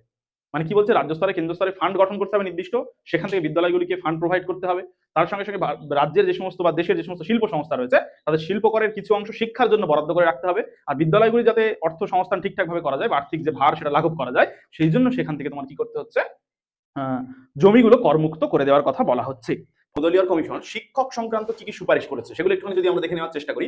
প্রথমে বলা হয়েছে শিক্ষক নির্বাচন ও নিয়োগ, অর্থাৎ কি শিক্ষক নির্বাচনের ক্ষেত্রে সরকারকে এবং সরকার যে শাসিত যে সমস্ত সংস্থা রয়েছে সেই সংস্থাগুলোকে দায়িত্ব নিতে হবে, নিয়ে শিক্ষকদের নিয়োগ করতে হবে প্রয়োজন বোধে। সেখানে পরীক্ষা নেওয়ার কথাও বলা হয় এবং শিক্ষকরা যাতে উচ্চ মেধা সম্পন্ন হয় এবং সমাজের প্রতি দায়বদ্ধ হয় সেই বিষয়টাও লক্ষ্য রাখার কথা বলা হয়েছিল। তারপর কিন্তু যোগ্যতা অনুযায়ী বেতন, শিক্ষকদের তৎকালীন সময়ে বেতনটা কিন্তু খুব কম ছিল। মনে করো বিভিন্ন মানুষজন, তখন শিক্ষিত মানুষজন শিক্ষকতা পেশাতে আসতে চাইতেন না, কারণ সবাই বলতো, আমরাও নিজেদের মুখে শুনেছি, আমাদের যারা বড়রা রয়েছেন, যে সমস্ত প্রাক্তন শিক্ষক রয়েছেন, তো তারা বলতেন যে তখন বলতো যে যারা শিক্ষক তাদের সঙ্গে মেয়ের বিয়ে দেওয়ার মতো অবস্থা নেই। মানে তারা কি, তারা নিজেদের দুবেলা দুমুঠো ভাত জোগাড় করতে পারে না, এত কম মাইনে। তো সেই জন্য মুদালিয়ার কমিশন ঠিক করলো যে শিক্ষকদের জন্য নির্দিষ্ট বেতন ঠিক করতে হবে এবং সেটা তার যোগ্যতা অনুযায়ী। যারা প্রাইমারি লেভেলের টিচার তাদের জন্য আলাদা বেতন, যারা উচ্চ প্রাথমিকের টিচার তাদের জন্য আলাদা বেতন, যারা মাধ্যমিক স্তরের, নিম্ন মাধ্যমিক, উচ্চ মাধ্যমিক বিভিন্ন স্তরের শিক্ষক রয়েছে তাদের জন্য আলাদা আলাদা বেতন কাঠামো তৈরি করার কথা কিন্তু মুদালিয়ার কমিশন সুপারিশ করলো। তারপর হচ্ছে শিক্ষকদের বিনা ব্যয়ে স্বাস্থ্য পরীক্ষার কথা বলা হয়েছে এবং এর সঙ্গে সঙ্গে বলা হয়েছিল যারা শিক্ষকের ছেলে মেয়ে রয়েছে তাদেরকে একদম বিনামূল্যে শিক্ষা দেওয়ার কথা বলা হয়েছিল। ঠিক আছে, চলো তারপরে কি হচ্ছে প্রশিক্ষণ, শিক্ষক প্রশিক্ষণের বিশেষ ব্যবস্থা করা হয়। এই সময় ঠিক করা হয় যারা শুধুমাত্র মাধ্যমিক পাস তাদের জন্য 2 বছরের ট্রেনিং হবে, আর যারা গ্র্যাজুয়েশন পাস, কলেজ পাস করেছে তাদের জন্য 1 বছরের ট্রেনিং এর কথা বলা হয়। তারপর কি হচ্ছে অবসর, এই সময় মোটামুটি ঠিক করা হয় যে শিক্ষকদের অবসর গ্রহণের সময় 60 বছর করে করা হবে। আর্থিক নিরাপত্তা, যাতে শিক্ষকরা বিভিন্ন সময় আর্থিক নিরাপত্তা পায় তার জন্য কি করা হয়েছে, প্রভিডেন্ট ফান্ড গঠন করা হয়েছে, জীবন বীমার ব্যবস্থা করা হয়েছে, এই সমস্ত বিষয়গুলোর কথা বলা হয়েছে। গৃহ শিক্ষকতা, এটা মোস্ট ইম্পর্টেন্ট একটা জিনিস, হোম টিউশন যেটা রয়েছে, বলা হয়েছে যারা সরকারি শিক্ষক তারা কিন্তু গৃহ শিক্ষকতা করতে পারবেন না। আচ্ছা, এই মুদালিয়ার কমিশন আর কি কি সুপারিশ করেছিল, শৃঙ্খলা সম্পর্কে সুপারিশ করেছিল। সেক্ষেত্রে তারা বলেছে যে আত্মশৃঙ্খলার প্রয়োজন। তোমরা যদি পুরো ভারতীয় শিক্ষা স্ট্রাকচার দেখো একদম প্রাচীন যুগ থেকে, আমরা বারবার করে বলে থাকি যে আমাদের আত্মশৃঙ্খলার প্রয়োজন, যাতে আত্মশৃঙ্খলিত হয়ে আমরা শিক্ষাটা অর্জন করতে পারি সেই চেষ্টা কিন্তু বহুবার করা হয়েছে। বিবেকানন্দের শিক্ষা ব্যবস্থাতেও তোমরা দেখতে পাবে আচ্ছা, সেখানে আত্মশৃঙ্খলার জন্য কি কি করা হয়েছে, বিভিন্ন ধর্মীয় শিক্ষা দেওয়ার কথা বলা হয়েছে, বিভিন্ন সহপাঠক্রমিক কার্যাবলী যেগুলো রয়েছে সেগুলো করার কথা বলেছে, যেমন যোগাসন করার উপর গুরুত্ব দেওয়া হয়েছিল, বা তার সঙ্গে সঙ্গে বিভিন্ন ধরনের খেলাধুলার যোগ করার কথা বলা হয়েছিল, বিশেষ করে এনসিসি করার কথা বলা হয়েছিল এই কমিশনে। ঠিক আছে, তো কোয়েড এডুকেশন এই সময় চেষ্টা করা হয়েছিল যাতে ছেলে এবং মেয়েদের একসঙ্গে পড়াশোনাটা করানো যায়, সেই জন্য বিভিন্ন ধরনের পদক্ষেপ নেওয়া হয়, বিভিন্ন স্কুলগুলো তৈরি করা, বিভিন্ন স্কুলে আলাদা আলাদা ফেসিলিটি রাখা, মানে টয়লেট থেকে শুরু করে অন্যান্য জায়গাগুলো ছেলে মেয়েদের জন্য পৃথক পৃথক ব্যবস্থা রাখা, এই সমস্ত করে তারা চেয়েছিল কোয়েড এডুকেশনটা চালু করতে বা কো এডুকেশনটা চালু করতে। আচ্ছা, তারপরে কি রয়েছে কারিগরি শিক্ষা, তোমরা নিশ্চয়ই আগেও শুনেছো, আমি বারবার করে বলে আসছি যে টেকনিক্যাল এডুকেশনের উপর ভীষণ ভীষণ গুরুত্ব দিতে চেয়েছিল এরা। বিশেষ করে কি গঠন করতে চেয়েছিল, AICTE, all Indian council for technical education. কারণ এরা চাইতো যে সাধারণ মুদালিয়ার কমিশনের বিশেষ সুপারিশ ছিল যাতে আমরা বৃত্তিমূলক শিক্ষার উপর অধিক গুরুত্ব দান করি এবং আমাদের ছাত্রছাত্রীদের মধ্যে তোমার স্কিল গুলো ডেভেলপ হোক, যাতে তারা আর্থিকভাবে নিজেদেরকে সচ্ছলতার জায়গায় নিয়ে যেতে পারে। পরে কি হচ্ছে নারী শিক্ষা, এই কমিশন বিশেষ সুপারিশ করেছে, কেন্দ্র এবং রাজ্যকে রিকোয়েস্ট করেছে বা সুপারিশ করেছে যে তাদের অঞ্চল ভেদে প্রয়োজন অনুযায়ী নারী বিভিন্ন বিদ্যালয় স্থাপন করার জন্য বিভিন্ন মেয়েদের যে শারীরিক বিষয় রয়েছে বা অন্যান্য যে চাহিদাগুলো রয়েছে সেই বিষয়বস্তুগুলো পাঠ্যক্রমে অন্তর্ভুক্ত করার জন্য এই কমিশন কিন্তু সুপারিশ করেছিল। আচ্ছা, অর্থ সংস্থানের বিষয়টা কিন্তু মোস্ট ইম্পর্টেন্ট একটা জায়গা দেখো আমরা আলোচনা করার এখানে চেষ্টা করেছি। সেটা হচ্ছে কি, এতগুলো যে সুপারিশ করলো এর জন্য প্রচুর পরিমাণে টাকার প্রয়োজন, প্রচুর পরিমাণে অর্থের প্রয়োজন, সেইটা কোথা থেকে যোগান পাবে তারও সুপারিশ কিন্তু এই কমিশন করেছে। কি বলছে, যে কেন্দ্র আর রাজ্য উভয়ের সহযোগিতা প্রয়োজন। তোমরা নিশ্চয়ই জেনে থাকবে আমাদের এই যে শিক্ষা ব্যবস্থা এটা কিন্তু রয়েছে কেন্দ্র রাজ্য উভয়ের যুগ্ম তালিকাভুক্ত সংবিধানের। তাহলে কেন্দ্র এবং রাজ্যকে এগিয়ে এসে সমানভাবে শেয়ার দিয়ে বা একটু কম বেশি করে নিয়ে শিক্ষা ব্যবস্থাটাকে পরিচালনা করতে হবে। কেন্দ্রীয় সরকারের দায়িত্ব মাধ্যমিক শিক্ষার জন্য আলাদা বোর্ড গঠন করতে হবে, প্রয়োজনের একটা কমিটি তৈরি করতে হবে। সেই আগেও বলা হয়েছে 25 জনের একটা কমিটি তৈরি হবে যারা কিনা পুরো দেশের মাধ্যমিক শিক্ষা ব্যবস্থা দেখাশোনা করবে, সেই বিষয়ে সুপারিশ করেছে। এই শিল্প শিক্ষা এটা কিন্তু অত্যন্ত মোস্ট ইম্পর্টেন্ট একটা প্রশ্ন। এই কমিশন সুপারিশ করলো যে আমাদের বিভিন্ন যারা শিল্পপতি রয়েছে, শিল্প গোষ্ঠী রয়েছে, তাদের থেকে যে ট্যাক্স নেওয়া হচ্ছে সেই ট্যাক্সের নির্দিষ্ট অংশ শিল্প মানে শিক্ষা খাতে ব্যয় করতে হবে। এইটা কিন্তু বিশেষ করে সুপারিশ করে যাতে আমাদের মানে আর্থিক ব্যাপারটা পরিপূর্ণ করতে পারি আমরা। তারপরে কিছু আর্থিক ভার লাঘব, এই সময় বলা হয়েছিল যে বিদ্যালয়গুলিতে যে জমিগুলো রয়েছে সেই জমিগুলো ট্যাক্স ফ্রি করে দিতে হবে। কারণ কি, তাহলে বিদ্যালয়গুলোর আর্থিক ভারটা অনেকটা লাঘব হবে। এছাড়া জলের ব্যবস্থা যে রয়েছে, ইলেকট্রিসিটির ব্যবস্থা, সেগুলোকে সরকারকে দায়িত্ব নেওয়ার কথা বলা হয়েছিল। এইভাবে অর্থ সংস্থানের বিষয়টা বলা হয়েছে। আচ্ছা দেখো, এই যে কমিশন আমাদের হলো, এই কমিশন তো অনেক অনেক সুপারিশ করেছে। এই কমিশনের সুপারিশগুলোর কি কোনো কমতি নেই? নিশ্চয়ই রয়েছে। এই কমিশনের যদি আমরা সমালোচনা করতে চাই, আমি বলবো মাধ্যমিক শিক্ষার ক্ষেত্রে ভীষণ ভীষণ ইম্পর্টেন্ট একটা কমিশন আমাদের হচ্ছে মুদালিয়ার কমিশন। এই মুদালিয়ার কমিশনের আমি যদি বলি সমালোচনা যদি আমরা করতে চাই বা যে জায়গাগুলো একটু একটু কমতি রয়ে গেছে সেগুলো কি বলবো, এই যে এত বড় স্ট্রাকচার মুদালিয়ার কমিশন তৈরি করেছে, তো সেখানে দাঁড়িয়ে দেখা যাচ্ছে যেটা চালু করার ক্ষেত্রে পুরো ভারতবর্ষের মতো এত বিস্তীর্ণ এলাকায় ভীষণ একটা সময় সাপেক্ষ বিষয়।